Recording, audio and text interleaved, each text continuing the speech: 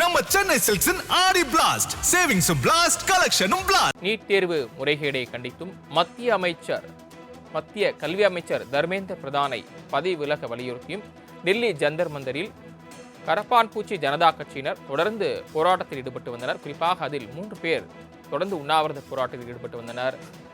சமூக ஆர்வலர் மன்சுக் சோனக் பாக்சு போராட்டத்தில் ஈடுபட்ட நிலையில் தற்போது அவர் மருத்துவமனையில் சிகிச்சைக்காக அனுமதிக்கப்பட்டிருக்கிறார்.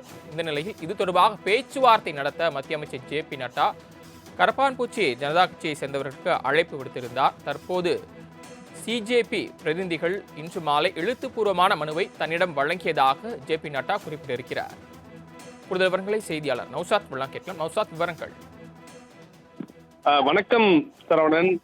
டெல்லியில் மிக முக்கியமாக கரப்பான்பூச்சி ஜனதா கட்சியினர் தொடர்ந்து இந்த போராட்டத்தில் ஈடுபட்டுதான் நீட் தேர்வு முறைகேடு வினாத்தாள் கசிவு உள்ளிட்ட விவகாரங்களை மத்திய கல்வித்துறை மந்திரி தர்மேந்திர பிரதான் பதவி விலக கோரியும் கல்வி முறையில் சீர்திருத்தம் வேண்டியும் கரப்பான்பூச்சி ஜனதா பார்ட்டி கட்சி குறிப்பா கடந்த மாதம் 20ஆம் தேதி முதல் தொடர் போராட்டத்தில் ஈடுபட்டனர்.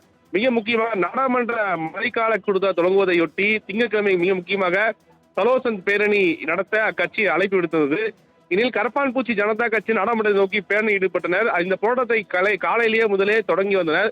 நாடாளுமன்றத்தில் பேரணி செல்ல முயன்ற போது கரப்பான்பூச்சி கட்சியினருக்கும் போலீசாருக்கும் இடையே தள்ளுமுள்ளு ஏற்பட்டது. இருப்பினும் கரப்பான்பூச்சி ஜனதா கட்சியினர் தடைகளை மீறி நாடாளுமன்றத்தை முற்றுகையிட முயன்றனர். அப்போது போலீசார் போராட்டத்தில் ஈடுபட்டவர்கள் மீது தடியடி நடத்தியும் மிக முக்கியமாக கண்ணீர் புகை கொண்டு வீசியும் அந்த போராட்டத்தினை கலைக்க மும்முரமாக ஈடுபட்டது பெரும் வரவு ஏற்பட்டது.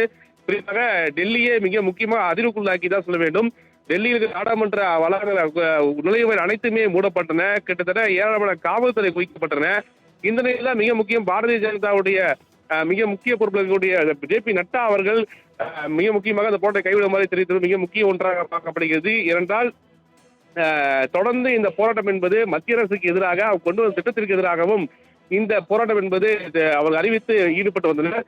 இதில்தான் போராட்டத்தில் கைது செய்து வாகனத்தில் ஏற்றி கூட அந்த போலீசார் மிக முக்கியமாக அவர்களை வலுக்கட்டாயமாக போராட்டம் ஈடுபட்டவர்களை கைது செய்து பார்க்க முடியுது. டெல்லியில் இணையதள சேவை துண்டிக்கப்பட்டது. மேலும் ஜனதா கட்சியின் போலீசார் தண்டிக்கப்பட்டது மிகுந்த பரபரப்பு ஏற்பட்டது கூட பார்க்க முடியுது.